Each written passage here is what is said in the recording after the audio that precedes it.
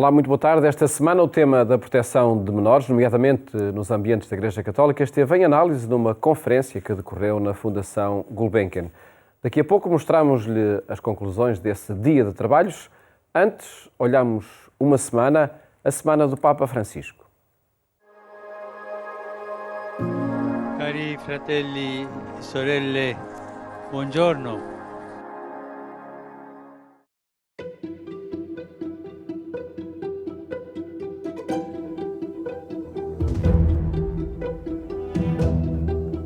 A guerra não dá sinais de abrandar na Ucrânia e o coração do Papa continua a sofrer com as vítimas da violência.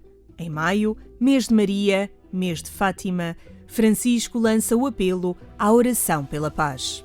Spiritualmente inginocchiato davanti alla Vergine, le affido l'ardente desiderio di pace di tante popolazioni che in varie parti del mondo soffrono l'insensata sciagura della guerra. Alla Vergine Santa presento in particolare le sofferenze e le lacrime del popolo ucraino. Di fronte alla pazzia della guerra continuiamo per favore a pregare ogni giorno il rosario per la pace e preghiamo per i responsabili delle nazioni perché non perdano il fiuto della gente che vuole la pace e sa bene che le armi non la portano mai.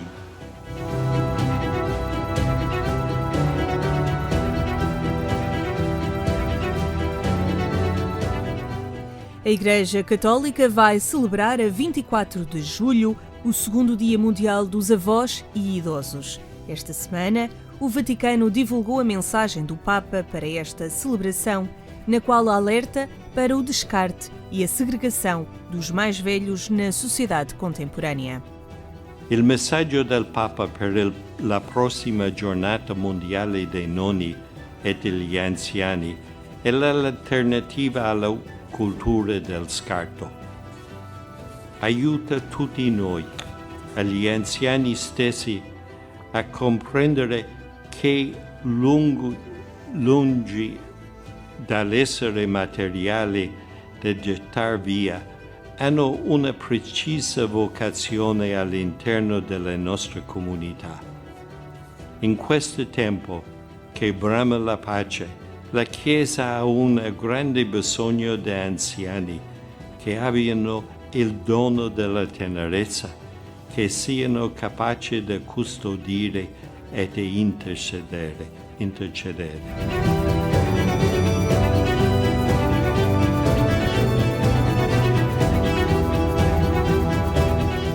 No encontro com peregrinos presentes na Praça de São Pedro, na audiência pública, o Papa referiu-se aos peregrinos que caminham para Fátima e confiou-lhes orações pela paz. Nell'accogliervi il mio pensiero si rivolge pure a quanti in questi giorni si incamminano verso il santuario di Fatima, portando alla Madonna le gioie e le preoccupazioni dei loro cuori. Insieme a questi nostri fratelli anche noi affidiamo l'ardente desiderio di pace nel mondo alla Vergine Maria, che tutti avvolge col suo sguardo materno. E non dimenticatevi di pregare per me. Arrivederci. Este domingo o Papa vai presidir a canonizações no Vaticano.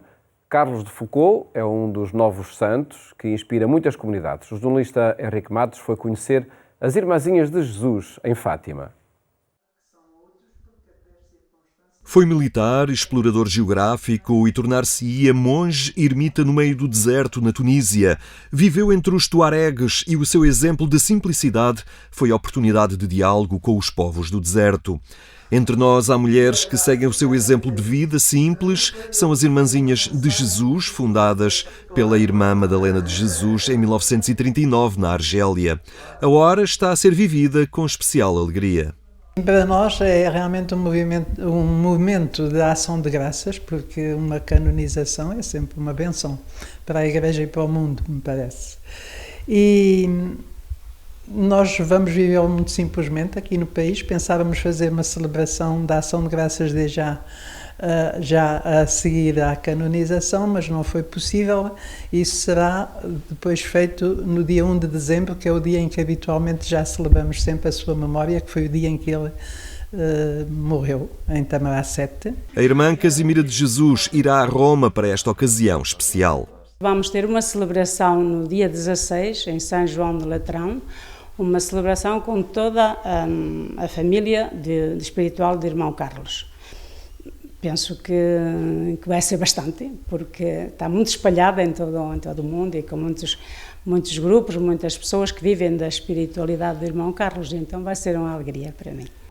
Ficou conhecido como o Irmão Universal pela sua vida de monge ermita no deserto, em atitude de respeito e proximidade às outras religiões, como o Islão, que foi determinante para a sua conversão a uma vida no deserto.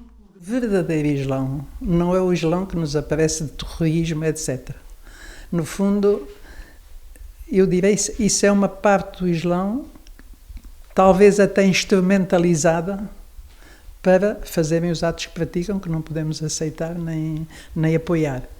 Mas, concretamente, me parece que há um outro Islão, que foi aquele que levou o irmão Carlos até à sua conversão, digamos, ou ver naquela exploração que ele fez ao Marrocos. No fundo, ele dizia ver aqueles homens ajoelhar-se 3 vezes por dia por terra. Foi aí que ele começou a pôr-se a questão da fé. Porque interpelou-os, embora ele tivesse sido batizado e vivido a sua infância no cristianismo, ele tinha perdido a fé. Viver como Jesus na partilha de vida com os mais pobres é o carisma destas mulheres que escolhem ambientes pobres e profissões humildes para o seu sustento. O primeiro tempo fiz muitas limpezas aqui em Lisboa, porque eu entrei na Corraleira, que era aquele bairro de barracas que há 62 anos, que foi quando eu entrei, né? Desde que eu estou religiosa, era realmente um dos bairros mais miseráveis de Lisboa. Era, pronto, casas de madeira, o chão era terra, as casas nem tinham soalho, era terra batida e, portanto, era muito, muito, muito pobre. E eu trabalhava há dias. Depois em França trabalhei na fábrica, e guardei o rebanho também numa fraternidade, porque eu queria ir para o deserto, né? E então a fundadora disse-me, bem lá, as irmãzinhas que estão na tenda guardam o rebanho. Portanto, vais para Orgon, que era um sítio no sul da França, onde tínhamos um rebanho. E vais aprender como se guarda o rebanho, que não é fácil. A irmã Casimira nunca foi para a África, mas encontrou-a entre nós, na Quinta da Serra, no Prior Velho. Estive no Prior Velho, na Quinta da Serra, no Prior Velho, estive lá 9 anos, no meio africano, e eu sempre tive desejo de ir para a África, mas depois, claro, não dava para ir. E quando eu vivi no meio destes africanos, que eram muitos e simpáticos e bons, eu dizia assim, bom, eu não fui para a África, mas a África veio ter comigo. Está a ver? O Senhor é bom. O irmão Carlos bem dizia que Deus era bom. E é. Ele proporcionou-me que eu vivesse no meio do povo africano. As irmãzinhas de Jesus buscam a simplicidade e cultivam o acolhimento a quem anda em busca de Deus. Esta fraternidade está vocacionada para acolher todos os que nos batem à porta, não na linha da hospedaria habitual que se faz em Fátima e em todos os lugares de santuários que existem por esse mundo, mas justamente para aqueles que querem encontrar um lugar de diálogo, de encontro, de reflexão, de silêncio, que justamente os possa ajudar a caminhar na vida. Isto a nível de todas as pessoas, sejam dos mais chamados mais pobres, como dos outros estratos sociais. Um espaço onde toda a gente pode encontrar alguém que os escuta. E eu penso que hoje em dia temos muita necessidade de encontrar pessoas que nos escutem. Uma fraternidade religiosa que traz a simplicidade e a pobreza do deserto para o meio da cidade. Um itinerário de vida inspirado em Carlos de Foucault, que este domingo chega aos altares.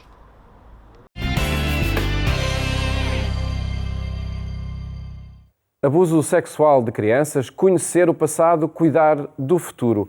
Um propósito que está na origem da conferência promovida pela Comissão Independente para o Estudo de Abusos Sexuais contra as Crianças na Igreja Católica em Portugal.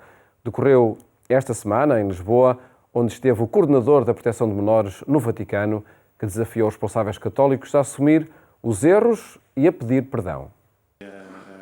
Hans Zollner é membro da Comissão Pontifícia para a Proteção de Menores e foi nomeado pelo Papa Francisco presidente do Centro de Proteção de Menores. Foi um dos convidados pela Comissão Independente para o Estudo dos Abusos Sexuais contra Crianças na Igreja para participar na conferência sobre o tema que se realizou na Fundação Calouste Gulbenkian esta terça-feira. Zollner considera que só nos últimos anos se adquiriu uma consciência da dimensão do problema. I believe that the systemic perspective has been discovered only over the last 4 or 5 years for the Church, and this is true for many people. I mean, I haven't seen many pieces, articles, research done 5 years back on questions: how do institutions tend to deny abuse? What are the institutional mechanisms that are put in place so that the institution defends itself and its components? This is true for any institution, and this is true also for the Catholic Church. Hans Zollner é um dos maiores especialistas no campo da proteção contra o abuso sexual e tem visitado muitos países acompanhando o trabalho das comissões independentes onde estas existem ou participando em iniciativas de sensibilização promovidas pelas conferências episcopais. A experiência deu-lhe uma perspectiva global do problema e fez aumentar a sua preocupação. For me, really very troublesome, very troublesome. I have been to 70 countries on all continents with this topic. I have seen the grassroots levels of the Catholic Church, the hierarchy, and all in between in 70 countries. And it is astounding and very troublesome that the same mechanisms. Este jesuíta que, a pedido do Papa, acompanha na Igreja os casos de abuso de menores, reconhece que parte do problema reside numa cultura instalada que impede a Igreja de reconhecer as suas próprias fragilidades. Do we believe in forgiveness? If we forgive people on the grounds of their repentance individually, why can't we forgive and ask for forgiveness for institutions? I would say there is a cultural component that comes, yes, from sorry, this is not the Vatican, this is Roman culture, this is Italian Roman culture, in my perspective. A difficulty to face my own responsibility and to accept my own responsibility for what I have done.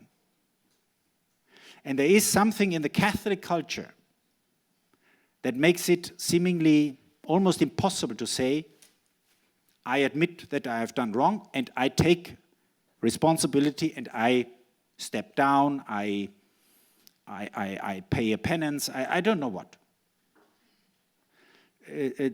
This should be investigated, but it is not about investigation. It is a change of culture, and that is very slow. Sorry. Este especialista que esteve entre nós reconhece que esta é uma prioridade no pontificado do Papa, que criou a Comissão Pontifícia para a Tutela de Menores e tem promovido a alteração de algumas leis internas da Igreja. Ainda assim, assume que este é um caminho que poderá levar anos. Dom José Ornelas, presidente da Conferência Episcopal Portuguesa, reiterou nesta conferência o pedido de perdão e agradeceu a coragem sofrida das vítimas que ousaram ir para além da dor, denunciando aquilo e aqueles que a causaram. Dom José Ornelas pede mudança cultural na Igreja para um futuro digno, justo e acolhedor. No colóquio sobre abuso sexual de crianças, o presidente da Conferência Episcopal reconheceu a falta de eficácia das comissões diocesanas para lidar com o problema dos abusos sexuais. O nosso projeto sempre foi, desde o início, de fazer luz, de clarificar esta questão dentro da nossa Igreja em Portugal. Isto era, claro, o objetivo. Tivemos também indicações por parte da Igreja Universal, que está empenhada neste tema, a nível de todo o mundo, e as indicações que continuam a ser muito válidas, e penso que vão ser aquelas que vão durar muito, que são as comissões diocesanas. Nesta linha, Dom José voltou a pedir perdão em nome da Igreja perante situações que provocaram dor e sofrimento. Aqueles e aquelas que foram vítimas destas dolorosas situações, quero reiterar o pedido de perdão por toda a falta de atenção ao vosso sofrimento ou de prevenção às suas causas. Quero também exprimir gratidão pela coragem sofrida daqueles que ousaram ir para além da dor, para denunciar aquilo e aqueles que as causaram. Espero que a vossa coragem libertadora possa motivar outros em situação semelhante a dar também esse passo, oferecendo um dos principais contributos para a libertação e para a criação de uma nova cultura para um futuro digno, justo e acolhedor. Em declarações aos jornalistas, o presidente da Conferência Episcopal garantiu consequências por parte da Igreja para os que se envolveram em situações de abuso de menores. Não tem dúvida, desde que haja uma credibilidade assegurada de coisas, isso, o processo judicial é sempre acompanhado também de um processo canónico.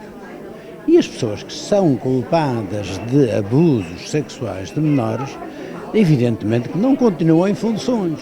Já antes, Dom José tinha pedido coerência e autenticidade, deixando o desejo que, na Igreja e na sociedade, os que se encontram em maior fragilidade encontrem elementos de apoio e não terrenos minados que podem atentar contra a sua vida. Esta conferência insere-se no trabalho da Comissão Independente para o Estudo de Abusos Sexuais contra as Crianças na Igreja Católica em Portugal, uma iniciativa da Conferência Episcopal Portuguesa que pede à Igreja Católica coragem em ordem a uma reconciliação com o passado e confiança num futuro vivido em segurança para todas as gerações. Neste momento, a Comissão Independente para o Estudo de Abusos Sexuais contra Crianças na Igreja Católica em Portugal já identificou 326 testemunhos, a que atribuiu um elevado grau de veracidade. Quem lê os testemunhos que foram feitos e quem teve a ocasião de fazer várias entrevistas presenciais, como eu próprio fiz, não põe em dúvida a veracidade daquilo que lá está escrito ou que é dito oralmente. São testemunhos de uma grande verdade e de um grande sofrimento.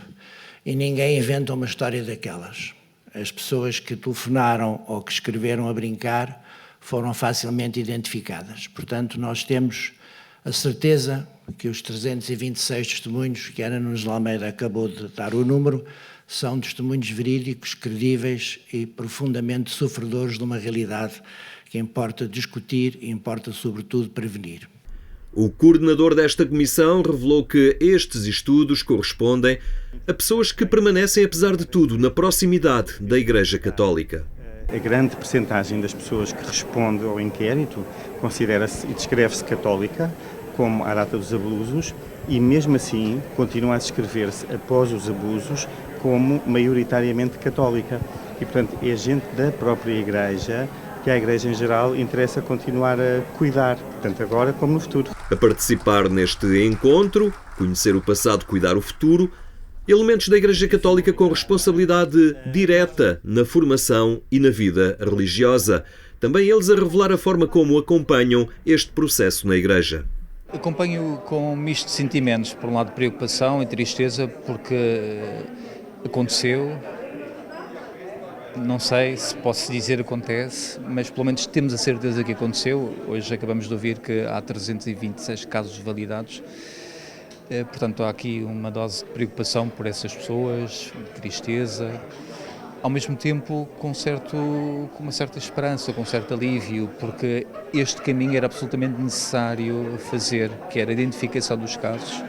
As estruturas de formação dos sacerdotes também têm em curso um conjunto de medidas para aferir melhor o perfil psicológico dos candidatos. Logo, de princípio, um conhecimento mais aprofundado da história de cada um, para perceber também, em termos das suas histórias pessoais, que sensibilidades, que questões é que possam trazer, seja no sentido de vítimas, seja no sentido da maneira de pensar e da maneira de olhar estas questões. Isto é o primeiro contacto, de que a admissão não se faça sem que haja um conhecimento mais profundo também nestas dimensões dos afetos e da forma de olharmos para estas questões. Entretanto, Pedro Streste reitera a esperança de que o trabalho da Comissão e a expectativa das vítimas resulte numa justiça reparadora e eficaz. Eu próprio, enquanto coordenador da Comissão, não desejo chegar ao final destes trabalhos, decorrer algum tempo que ainda possamos achar justo e depois ser confrontado com uma total ausência de respostas jurídicas.